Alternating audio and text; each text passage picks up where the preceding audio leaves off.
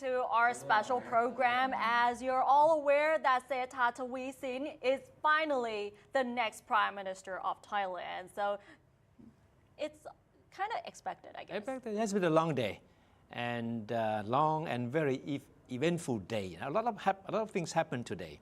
And at the end of the day, that's what we got, the new Prime Minister. The 30th Prime Minister of Thailand after 3 months of political impasse, yeah? Right, and this is something that people have been waiting for. And based on the results, Setta Thaugsuban got an overwhelming majority as well, both from the senators and the MPs from the Pheu Thai-led coalition as well. So if we give you a recap of the results, so 482 parliamentarians voted for Setta Thaugsuban, and this is actually way above the threshold that expects only 375 votes. So 482, that is definitely a comfortable majority. And at the same time, 165 parliamentarians voted against Setta. At the same time, 81 abstained. So you can see the results. The current results are actually, there's a mistake right here. It's actually 482. The 482 MPs and senators voted for Setta Thaugsuban as the next Prime Minister of Thailand, and 165 MPs and senators voted against him. And this is what you just saw was not the latest of the vote, right? The vote count. But of course, I mean, it's enough to show you the margin that show how far ahead Kun Setta has come. Exactly, but if we have to compare with the first voting for Pita Limjaroenrat, Pita only got 324 votes actually, and most of them voted against him because of his stance of amending the lèse-majesté law. But with the Pheu Thai-led coalition, they have vowed that they will not make changes to the law at all. So that was pretty much why they actually got the majority support from the coalition members and the senators as well. Let's take a look at the scene at the headquarters this evening at Pheu Thai party. And certainly it captured the moods of the day. The red shirt supporters, the supporters of Pheu Thai party, and of course supporters of Kun Setta, I mean, were in the mood that certainly that tells everything about what happened today, right? We can say that these Pheu Thai supporters are really happy to see that Setta Thaugsuban has finally become the next Prime Minister of Thailand. And we can also say that it has finally put an end to the 8 or 9-year term in office of Prayut Chan-o-cha as well. And as the voting drew to an end, Kun Setta turned up at the headquarters of Pheu Thai party. And this is what he encountered. An army of supporters and plus an army of journalists. Reporters as well, because it has been widely speculated that he will become the Prime Minister, considering that the Pheu Thai-led coalition has already 314 votes to begin with. He didn't say much at that very moment because he was still quite sure what the final result of the voting would be.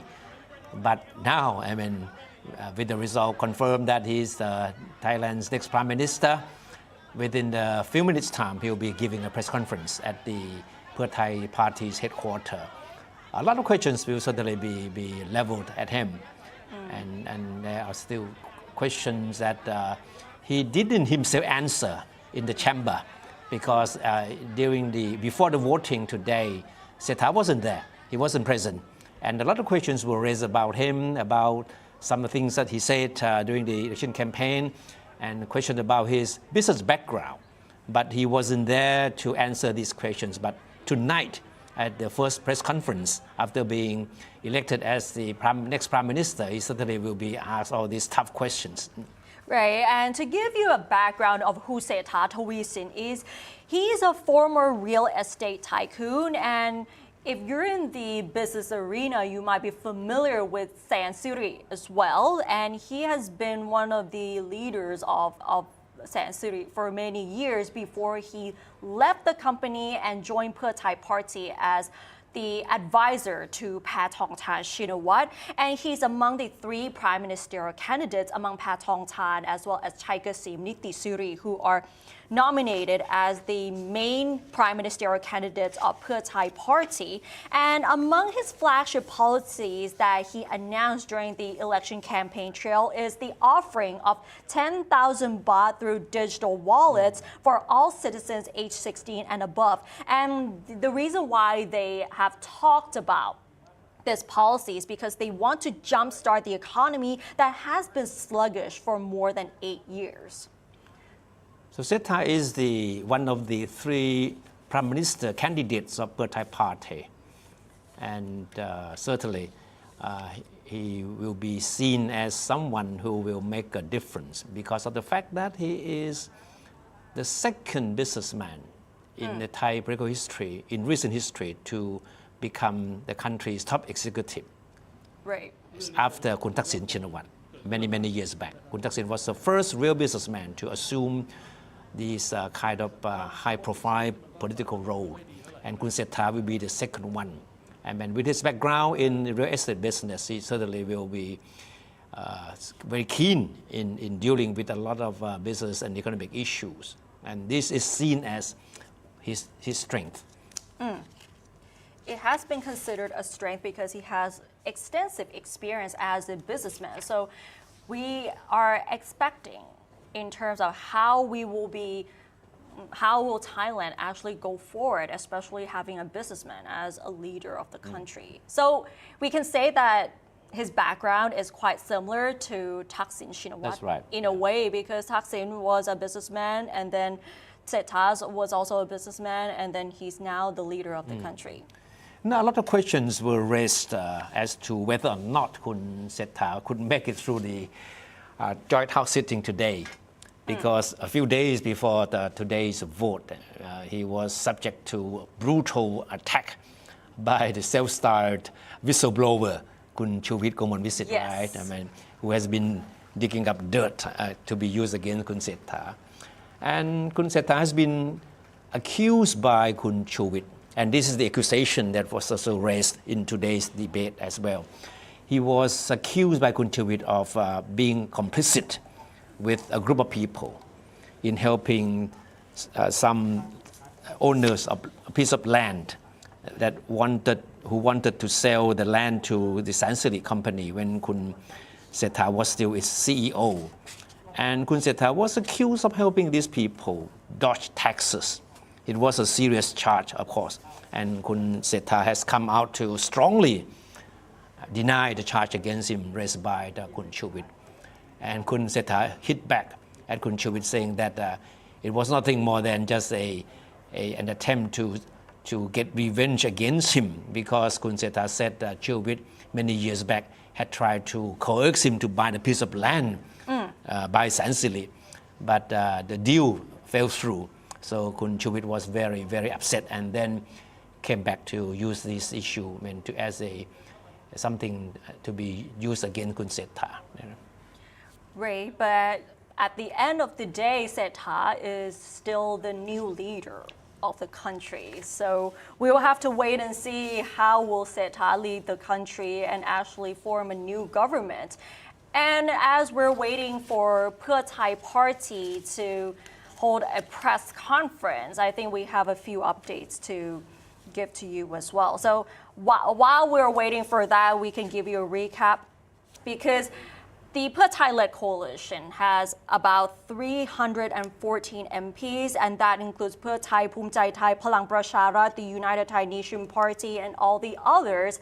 So that gives them the comfortable majority to win this voting session. And right now, Frank Han-Shi is joining us live from Parliament to give us the latest updates. So what have you been learning so far?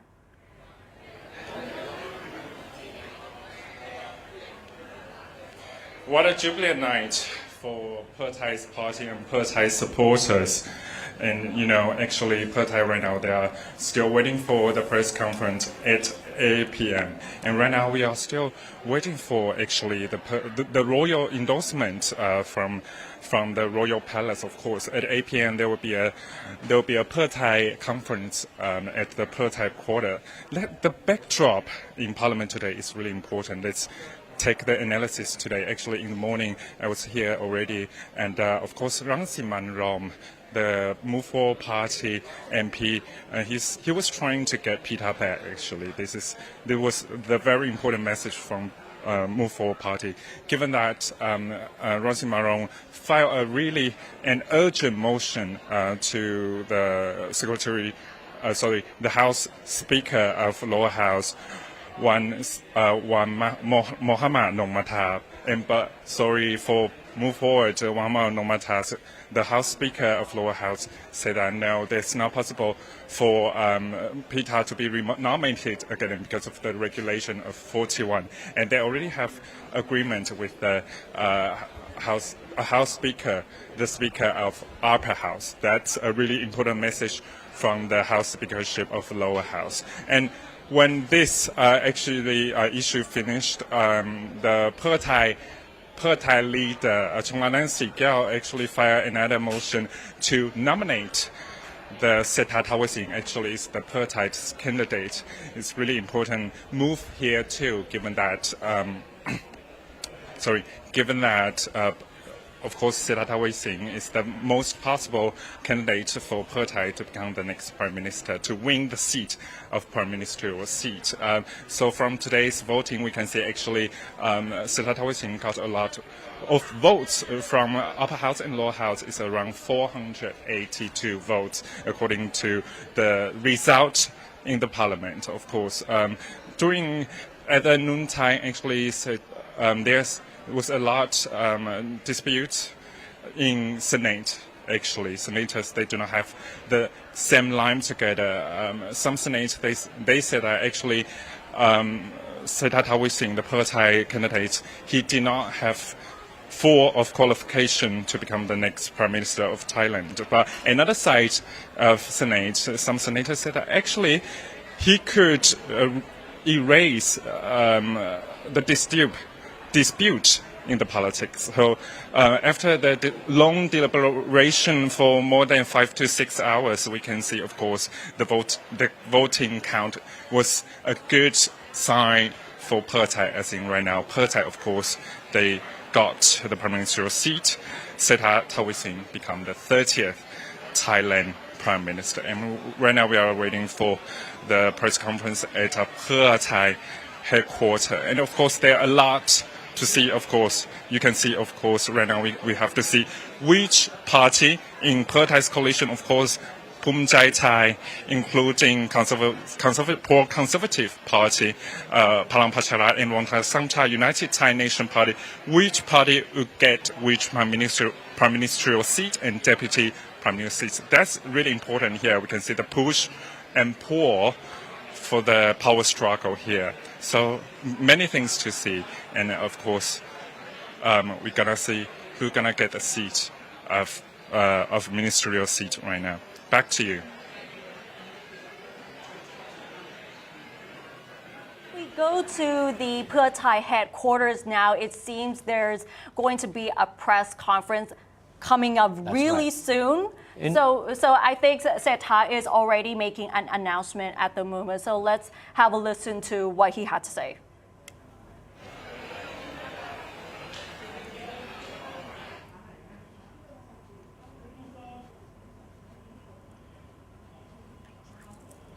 Okay, but Frank just mentioned about the Move Forward Party, right? Very interesting because all the MPs of the Move Forward Party voted against Setta's nomination as Prime Minister. The reason why, because they believe that the way that Pheu Thai Party is forming the coalition runs counter to all the democratic principles. Don't forget the fact that the Move Forward Party and Pheu Thai are former allies, right? Yeah, they're They- former allies. So how the Pheu Thai actually joined hands with many conservative Yeah. parties, they felt that they're breaking the promise with the people.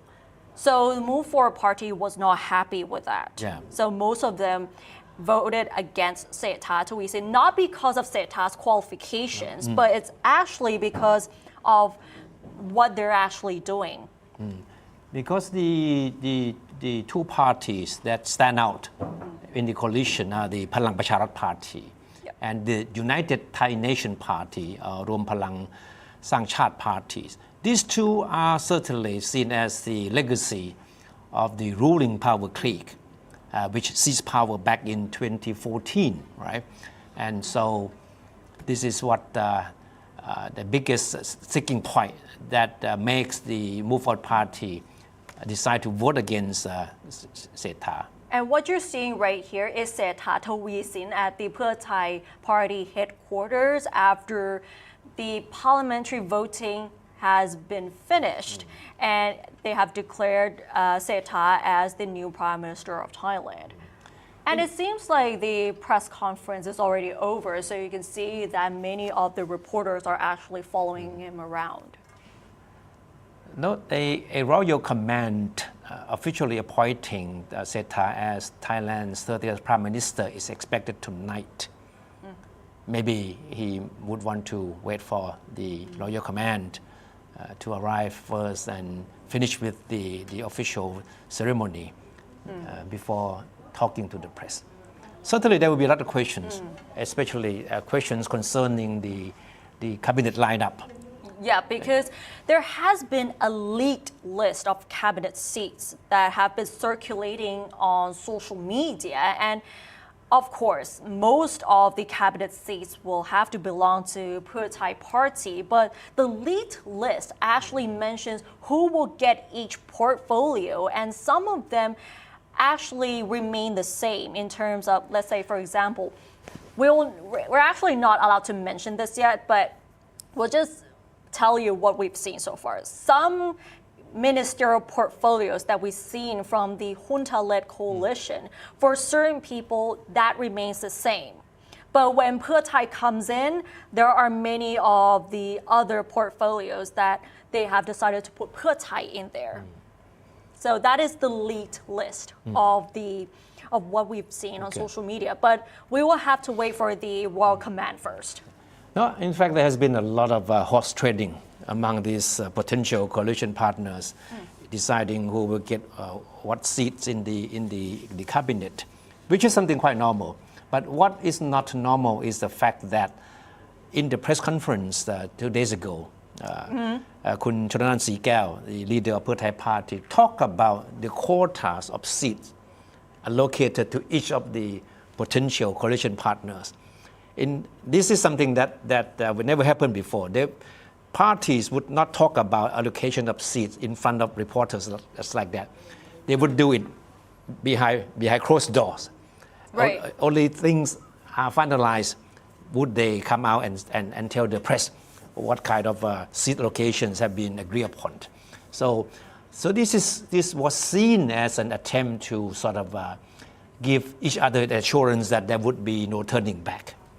It was a kind of public commitment that we have agreed to this, we have agreed to this kind of allocation of cabinet seats. So whatever happens, we stick to this agreement.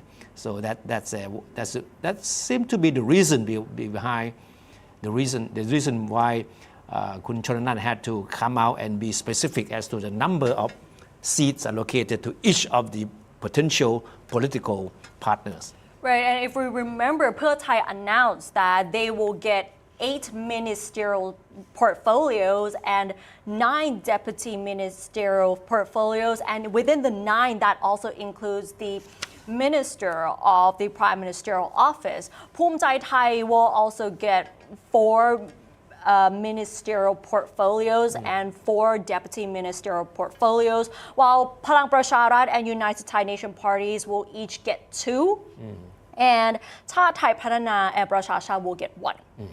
Now, Kun Srettha and all the other leaders of Pheu Thai party have been under a lot of pressure to justify how they need to include the Palang Pracharat and Thai Nation parties, two of the parties associated with the ruling clique. Why they need to have these two parties in the coalition? And the reasoning is that the country need to move forward, and that the country needs serious political reconciliation. Right. And so they try to portray, the people in the Pheu Thai party try to portray the formation of this coalition as a step toward political reconciliation. But this is not something that Move Forward Party or critics of Pheu Thai party would want to buy.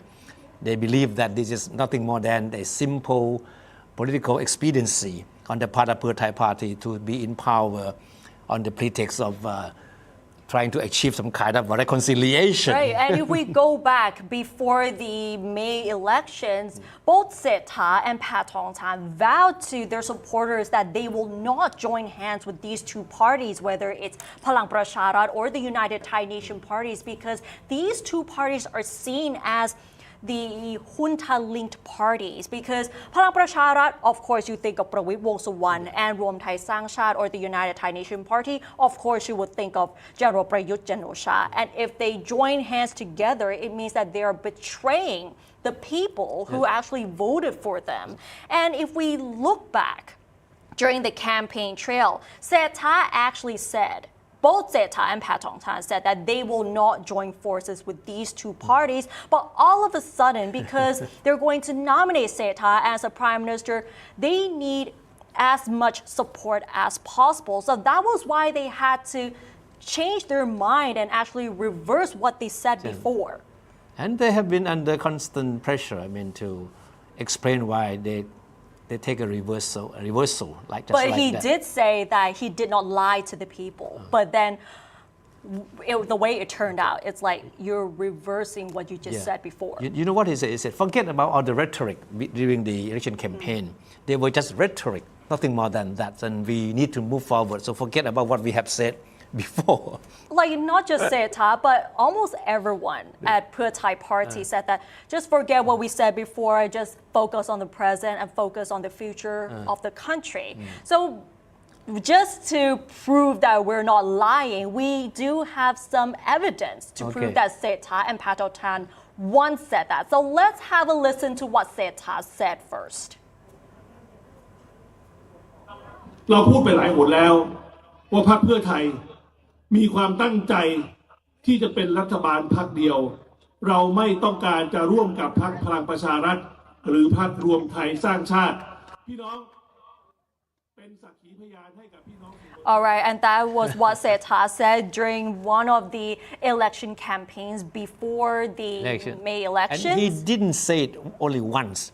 He said it over and over, almost practically at every election campaign time, site. Simply every time they go on stage and talk to the supporters. And Paetongtarn is the other person who said that as well, that they will not join forces with the two parties. In fact, they did say that they're going to shut down the senators and shut down the three Ps, namely Prayut, Prawit, and Anupong Phauchinda. So let's have a listen. พรรคเพื่อไทยเป็นรัฐบาลประเทศไทยเปลี่ยนทันทีปิดสวิตช์สวปิดสวิตช์3 ป.คนไทยมีกินมีใช้มีเกียรติมีศักดิ์ศรีไปพร้อมๆกันค่ะ So just remember what Paetongtarn and Srettha said before and look at now. They have joined forces with the conservative parties, and now Srettha is now the Prime Minister of Thailand with the support of the conservative parties in this coalition. So what the two said have certainly come back to haunt them a lot. Of course. And what they said, they have become memes that have gone viral in the social media over the past few weeks. And certainly, Kun Srettha have to make sure that he will be prepared to answer questions relating to what he said during the election campaign. I think both of them will be in a tough situation having to explain everything. And right now we have Dr. Panitha Wattanayakon joining us through video call to analyze the whole situation. สวัสดีค่ะ ครับสวัสดีครับ So, Dr. Thaitan, so now we have a new Prime Minister after 3 months of political vacuum impasse, right? So what do you think will happen next? What do you think is the biggest challenge waiting Kun Srettha, the Prime Minister elect?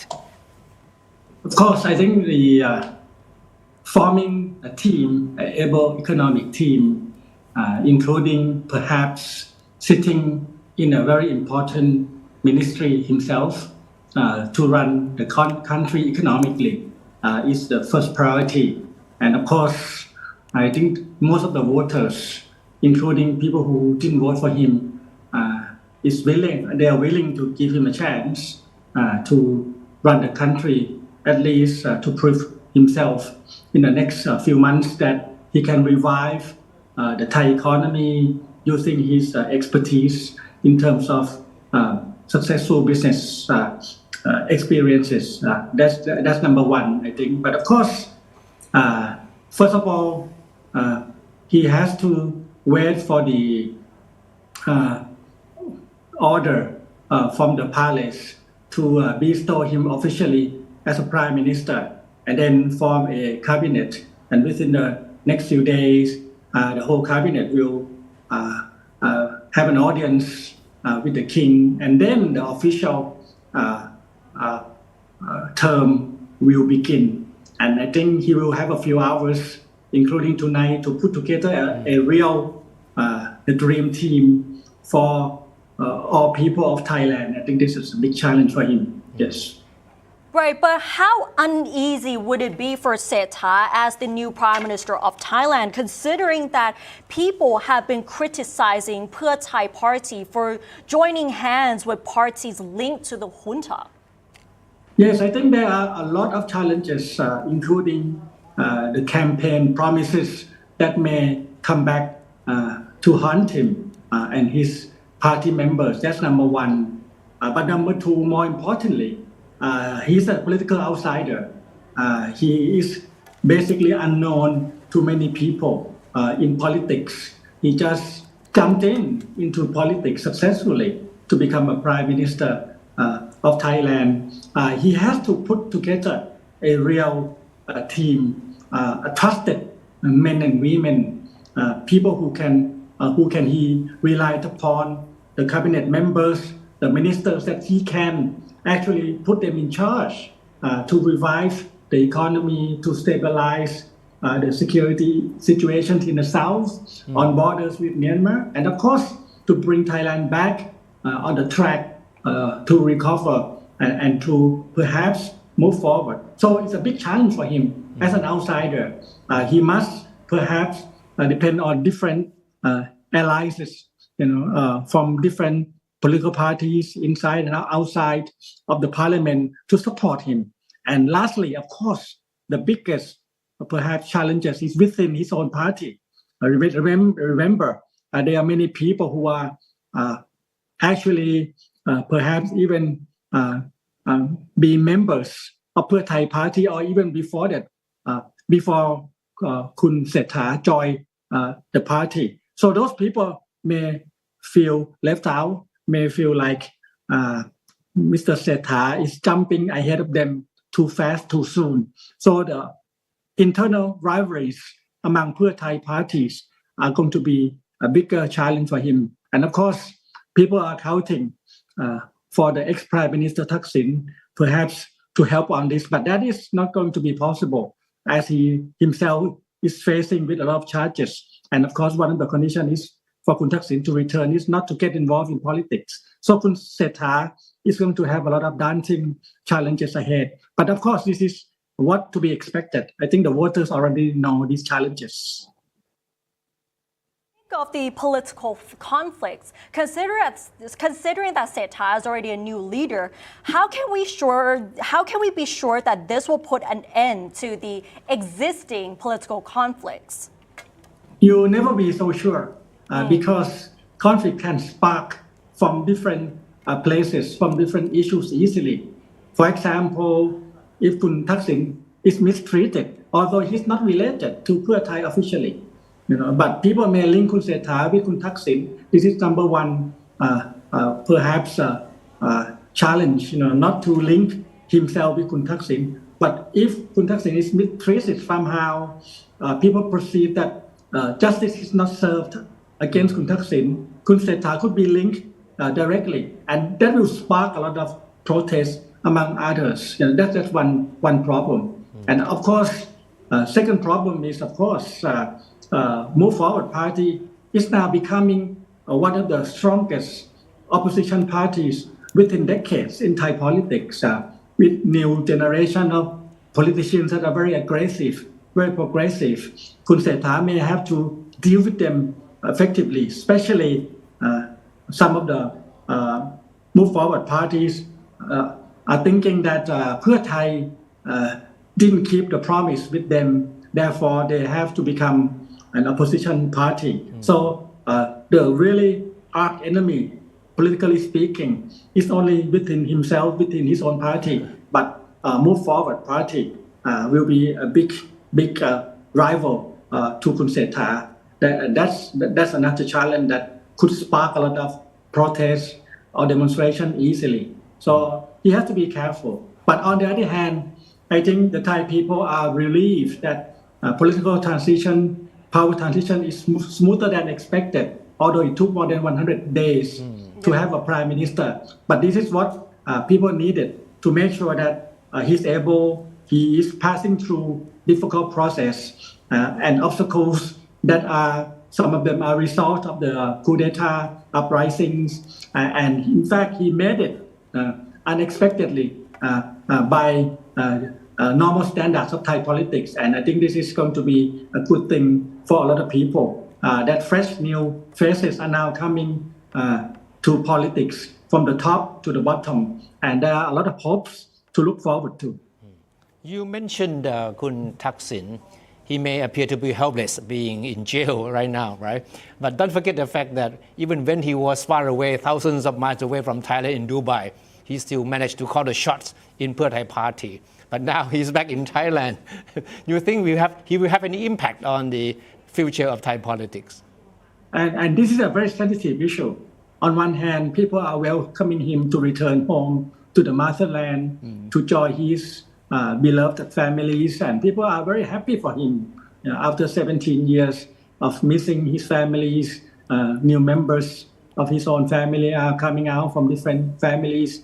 People are very much happy for him on one hand, but on the other hand, they are quite apprehensive about his past, his challenges on the legal system, and of course his own habits of getting involved, or people are trying to drag him involved in politics, and that he has to be careful. One note that have to be observed is that before returning to Thailand, he seemed to be quite healthy. Within hours of returning to Thailand, he's now having 3 or 4 serious personal diseases or symptoms or illness. That has to be checked clearly. If he is very ill, he may be exempt from some of the sentences, and that has to be very sensitive to handle. The true transparency, the fair treatment to him, and no double standards will get him out of trouble. Otherwise, another spark could happen against him or against even the politician or the current government or the future government to mistreat him. So this is another issue aside parliamentary politics that we need to watch out and follow the developments. Right, and back to Srettha, which policies that he should focus on now? Which one should be the top priority? Well, I think the confidence, of the people domestically about how to handling economic campaigns, turn them to reality without affecting the financial well-being of Thailand. That's one thing that is a must for him to deliver within the next few weeks. On the other hand, to project a more stable government for the investors, for the foreign companies, tourists, and other major countries to reconnect back to Thailand. We are now becoming more and more a very normal country compared to many countries in the region. So he has to project that ability, to project that stability, to project that future, a long future for Thailand, to reassure the domestic voters and the international friends of Thailand that this is a place to invest, this is a place to work with. There are a lot of challenges among countries during this time. The confrontation between superpowers is around Asia clearly. Kun Srettha must navigate Thailand out of that troubled waters. And within a few days, there will be military exercises for the first time among ASEAN near the South China Sea. Kun Srettha must walk a fine line not to send signals against any major powers in the region. He has to do that within hours from now, beginning when he goes into his office officially. Now, Dr. Paetongtarn, the coalition led by Pheu Thai comprises as many as 11 parties, and the coalition was being cobbled together as a result of political expediency more than because of shared ideologies. So how stable do you think this coalition is likely to be?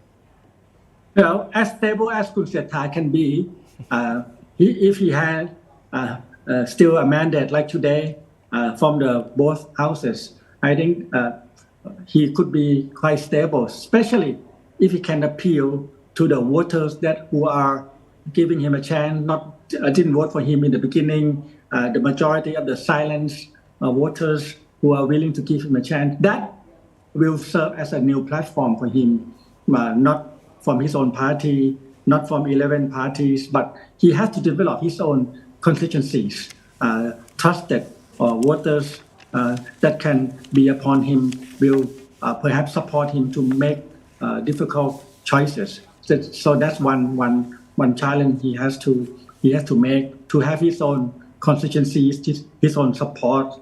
He has to be himself, not to be under anyone directive. He has to make many difficult choices. For example, this digital money or support or assistance must be modified not to affect the financial well-being of Thailand, but on the other hand, it has to be moving forward because he promised on that. So experts are cautioned about the reality of this. So if he can make that compromise and move forward, I think he will be okay for a while until the new round of crisis hit Thai politics. But this is honeymoon period we are talking about. So we must give him a chance to run the country. Yeah. All right. So, okay. Thank you very much, Dr. Paetongtarn. Thank you. Okay. So, thank you. All right. Thank so, you. Dr. Thank you. Paetongtarn share his cautiously optimistic view of the coalition led by Pheu Thai party. Right. A lot of challenges ahead, definitely, especially within this current context of Thai politics, where you have a lot of problems, the conflicts are still, around, that they won't go away easily. And then the biggest challenge is for Kun Srettha to really live up to the promise that his government will be a government of reconciliation. Yeah. And it is really interesting that you pointed out that most of the parties in this Pheu Thai-led coalition are not really because of the same, they joined together not because of the same ideologies, but it's just coming in together so that we can push Setta Thaugsuban to become the next prime minister. So now we will give you a recap of the votes. So Setta got 482 votes to become the next prime minister, 165 voted against, and 81 abstained from the voting. So that is a very comfortable majority, and Setta became the prime minister of Thailand because of this landslide victory in parliament. Okay. We have been talking about the government, right? Yes. The government side, and we need also to talk about the other side of the aisle. The opposition. The Move Forward Party. The Move Forward plus Democrat Party.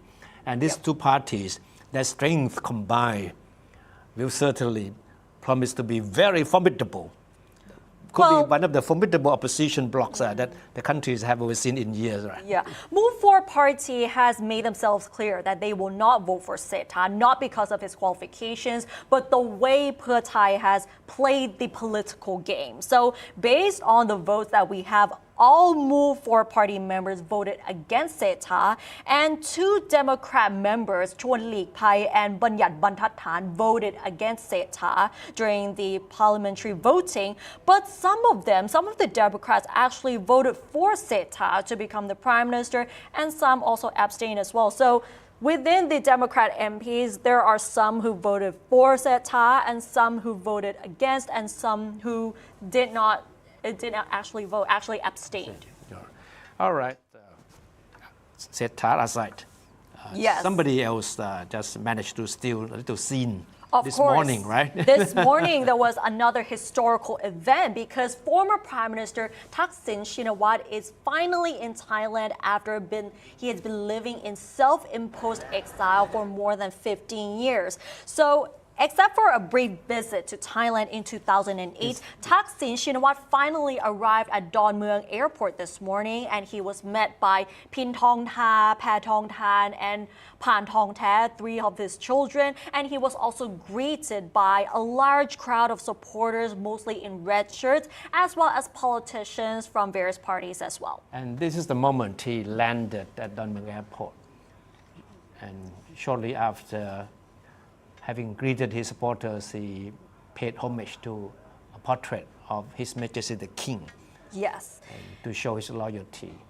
Then certainly he was very delighted, to see such a rapturous welcome by hundreds of his so-called red shirt supporters. And many of these supporters arrived at Don Mueang Airport, many hours before the Thaksin landed. So these were quite devoted supporters of the party and Kun Thaksin.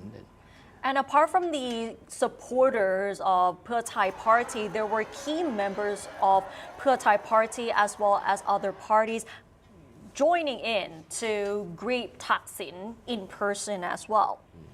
And at first, many people were expecting whether Thaksin will actually lie on the floor, but this time around we didn't get to see that, but he actually paid respect to His Majesty the King, the image of His Majesty the King near the exit of the private jet terminal.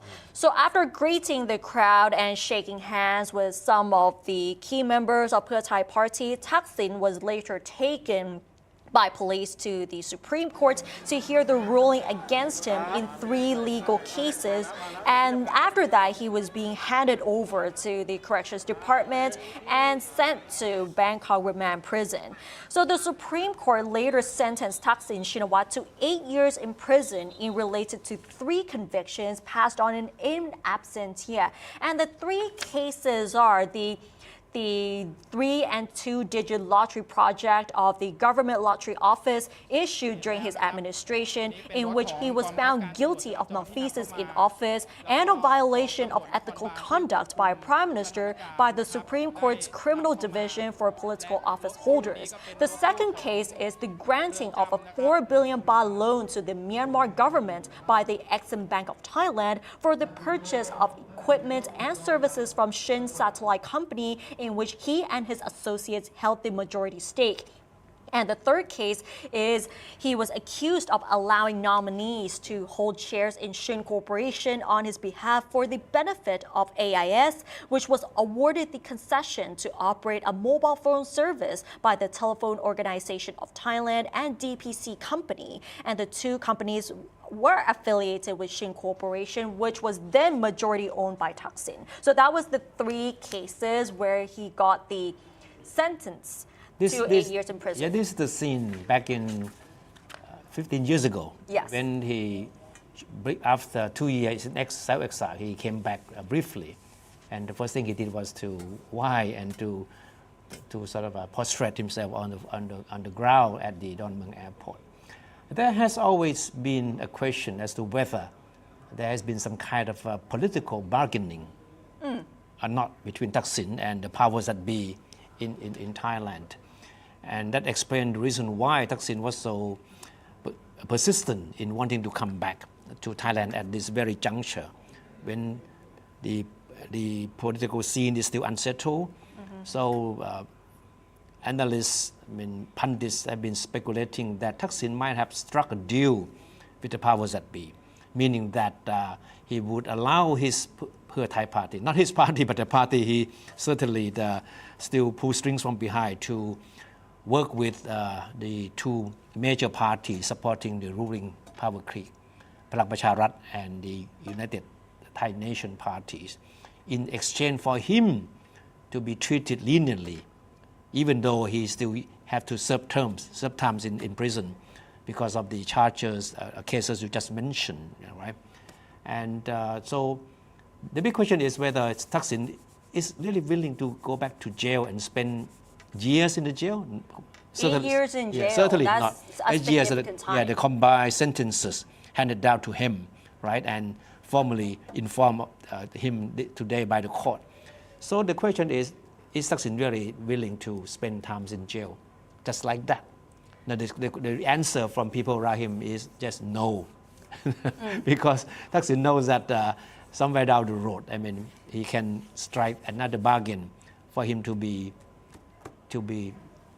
free. And after not too long time in jail.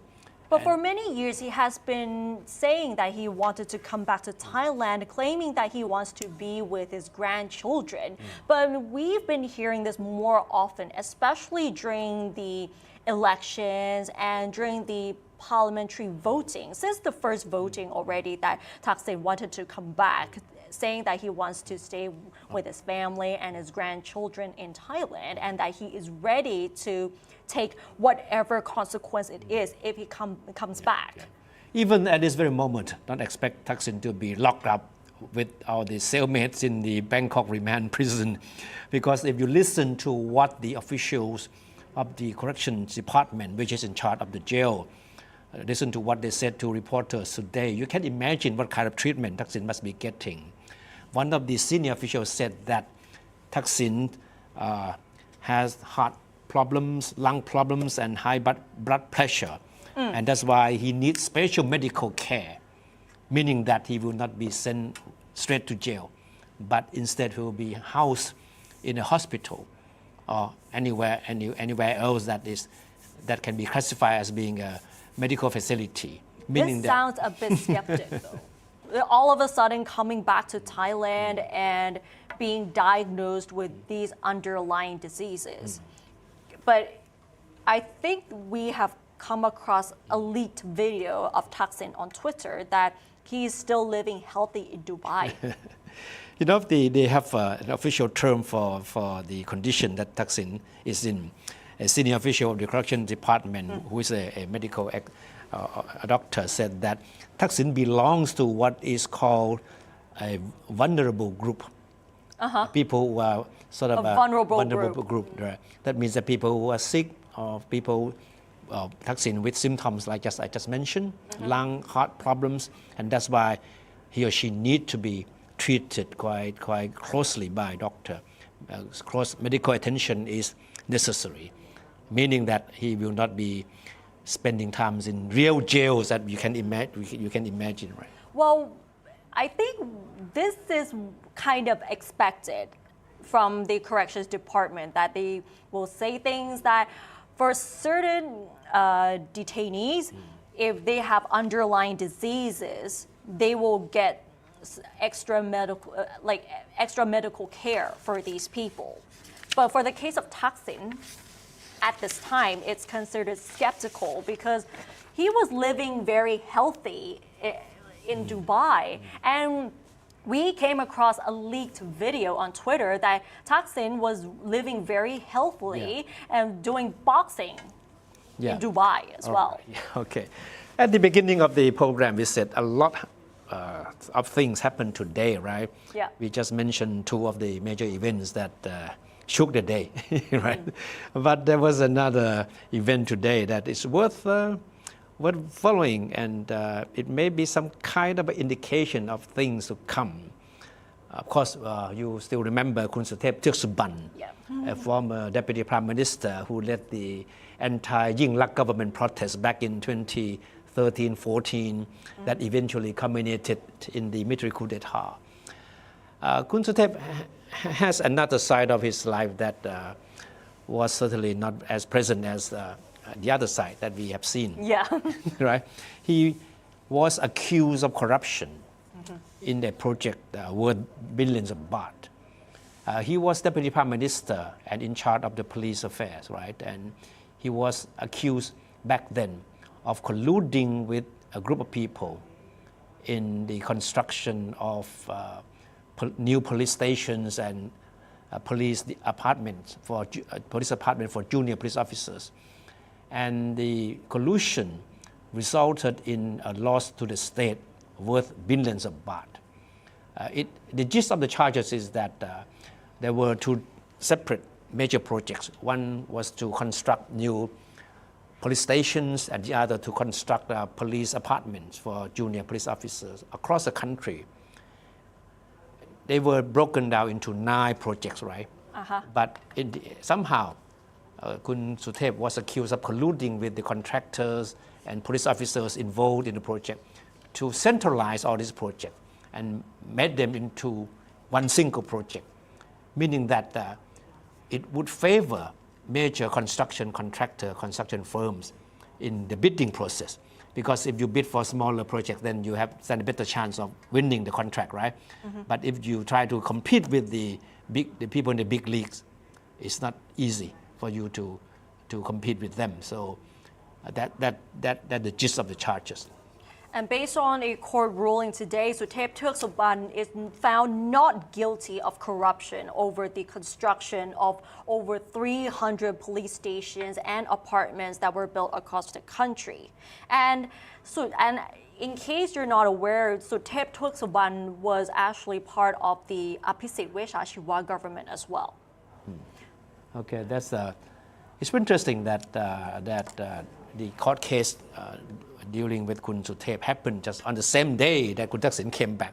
Don't forget that these two were erstwhile enemies. So yeah, they're actually enemies, and it's really we can say coincidental that we had 3 major events today, whether it's voting on Setta Thaugsuban as the next prime minister, the return of Taksin Shinawatra, and the court ruling of Suthep Thaugsuban, and he's also actually a prominent figure in Thai politics as well. So should we see all these happenings as part of a bigger picture within the context of the talks about national reconciliation?